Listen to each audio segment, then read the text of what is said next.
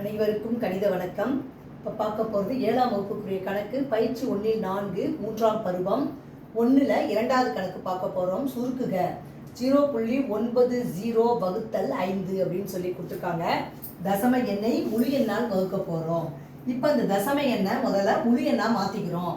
0.90 10ல் 1 100ல் 1. அப்போ இது முழு நம்பராக மாறும் பொழுது 100ஆல் வகுக்க வேண்டும்.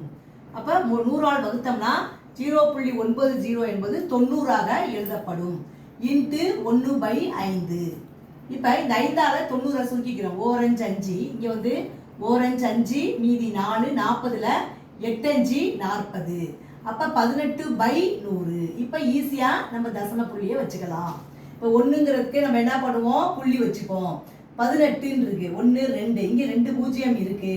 அப்போ வந்து நம்ம என்ன செய்வோம் அப்படின்னா 2 ஸ்தானம், இந்த 2 0னா புள்ளிக்கு அந்தாண்ட 2 ஸ்தானம். அப்போ 8 1. அப்போ ஆன்சர் என்ன வருது, 0.18. 2 0னா புள்ளிக்கு அந்தாண்ட 2 ஸ்தானம் இருக்கணும். அப்போ ஆன்சர் வந்து 0.18. புரிஞ்சுங்களா?